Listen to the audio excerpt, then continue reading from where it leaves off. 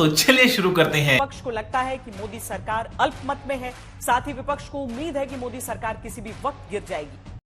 बात तो सही है। राहुल गांधी ने एक इंटरव्यू में दावा किया कि एनडीए में असंतोष है और एक छोटी सी गलती से सरकार गिर जाएगी। राहुल गांधी से पहले कांग्रेस के अध्यक्ष ने मोदी सरकार के अल्पमत में होने की बात कही थी और राहुल के बाद शिवसेना के सांसद संजय राउत ने कहा कि इंडिया गठबंधन को मौके का इंतजार है। राहुल के दावों पर बीजेपी कह रही है वो दिन में सपने देख रहे हैं। भाइयों बहनों, अब की बार चौकोबार।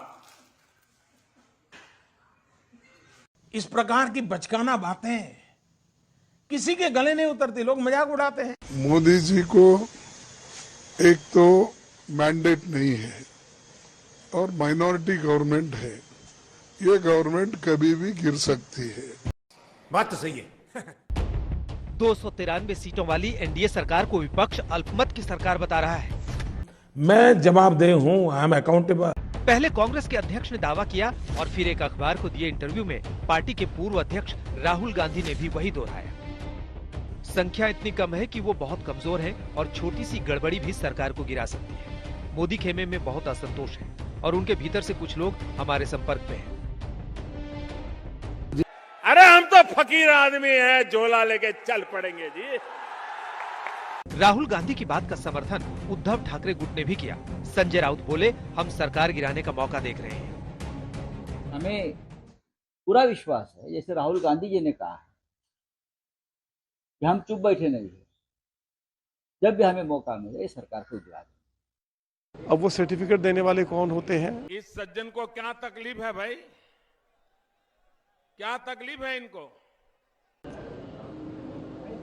श्री नरेंद्र मोदी जी की लीडरशिप में एनडीए ने 293 सीटें जीती हैं।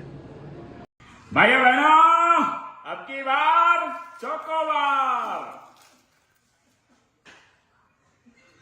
और 5 साल सरकार बहुत स्मूथली चलेगी। अगर थोड़ा सा भी भगवान ने दी हो तो जरा उपयोग करो। दरअसल इंडिया गठबंधन ने जेडीयू और टीडीपी पर नजरें टिका रखी हैं। जेडीयू के 12 और टीडीपी के 16 सांसद हैं। अगर दोनों पार्टियों ने एनडीए का साथ छोड़ा तो एनडीए के सांसदों की संख्या 265 हो जाएगी, जो बहुमत से 7 कम है। और अगर दोनों पार्टियों ने इंडिया गठबंधन का हाथ थामा तो विपक्षी गठबंधन 263 पर पहुंच जाएगा, जो बहुमत से 9 कम है। लोकसभा में दोनों गठबंधनों के अलावा 14 और सांसद हैं। इंडिया गठबंधन की सरकार निश्चित रूप से बनेगी और ये जो दिल्ली की वर्तमान सरकार है, इसकी कोई गारंटी नहीं कि कितने दिन, कितने पल, कितने घंटे चलेगी। मुंगेरी लाल का हसीन सपना राहुल गांधी जी दिन के उजाले में ले रहे हैं। हिपोक्रेसी की भी सीमा होती है। और ये बयान उनका 2014 से चल रहा है। झूठ बोलो, बार बार झूठ बोलो, जो भी बोल सकते हैं सब झूठ बोलो, जहां भी बोल सकते हैं झूठ बोलो, जितनी बार बोल सकते हैं झूठ बोलो, किसी भी विषय पर बोलो तो सिर्फ और सिर्फ झूठ बोलो।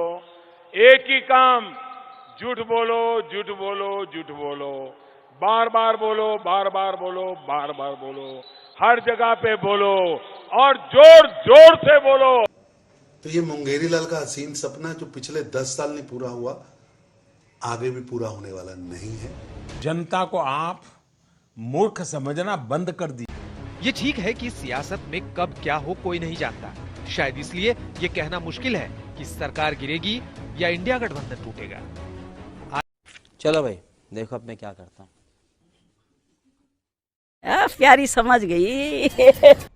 हल्ला बोल में इसी सवाल के साथ हम शुरुआत करते हैं। अपने मेहमानों से आपका परिचय सबसे पहले करा देते हैं। कांग्रेस पार्टी के प्रवक्ता चरण सिंह सापरा हमारे साथ जुड़ रहे हैं। देखिए श्वेता जी, एक बात तो क्लियर है कि ये जो 2024 का जो वर्डिक्ट आया है, जो निर्णय आया है, इसके अंदर खुलेआम नजर आ रहा है कि देश की जनता ने भारतीय जनता पार्टी के अहंकार को ठुकराया है। इनकी जो नफरत की राजनीति थी या विभाजनकारी राजनीति थी, उसको भी ठुकराया है। और अगर आप आंकड़े देखते हैं तो 2019 के मुकाबले में इनके तकरीबन आंकड़े 63 कम आए हैं और मेरे ख्याल से अगर इनका जो टारगेट था 370 का उसको देखें तो 130 सीटें इनकी कम आई है। भाइयों बहनों, अब की बार चौकोबार। ये सरकार जो है ये बैसाखी वाली सरकार है और नीतीश कुमार और चंद्रबाबू नायडू की बैसाखी पर टिकी है। जो प्रधानमंत्री मुजरा करवाने की बात कर रहे थे,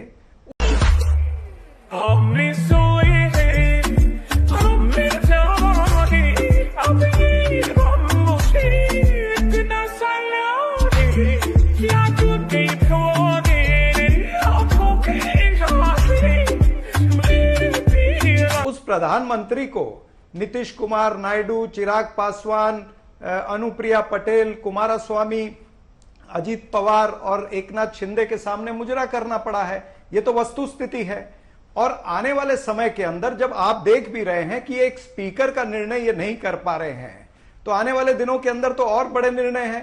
वहां पर आंध्रा के अंदर टीडीपी ने वादा किया हुआ है जनता को, मुसलमानों के आरक्षण का वादा किया हुआ है, विशेष राज्य के दर्जे का वादा किया हुआ है, बिहार के अंदर विशेष राज्य का दर्जा उनको चाहिए, या फिर अनेक सारे मुद्दे जहां पर इन सारे दलों की आपस में विचारधारा जो है वो मेल नहीं खाती है। चाहे वो यूसीसी का मामला हो, एनआरसी का मामला हो, अग्निवीर का मामला हो, जातिगत जनगणना का मामला हो।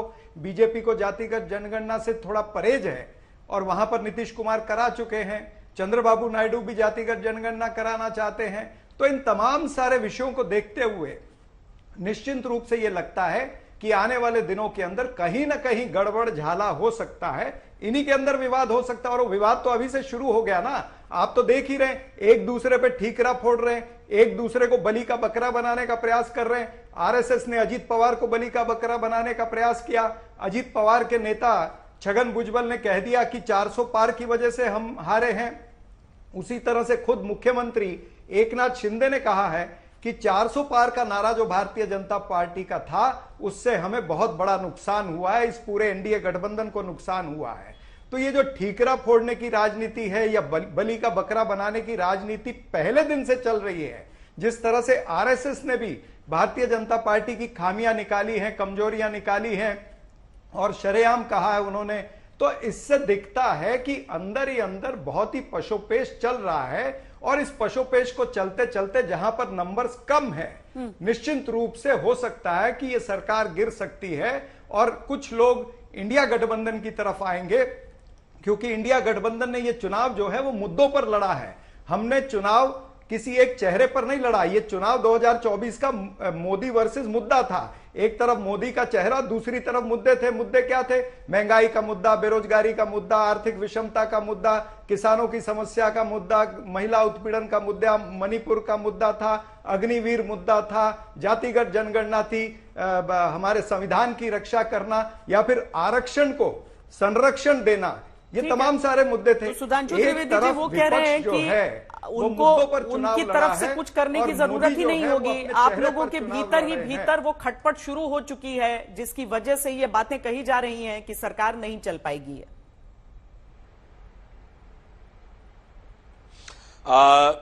देखिए श्वेता जी, भाजपा की सरकार सिर्फ सत्ता में परिवर्तन के लिए नहीं, बल्कि आसोल परिवर्तन के लिए बनानी है। आसोल परिवर्तन। ये सब दोगलापन है। तो क्या नाचो मैं? ठीक है, एक तो लाइक और शेयर ठोक दीजिए, महाकाल का दबा के लाइक और शेयर ठोक दीजिए, 5000 लौटे दिख जाना चाहिए।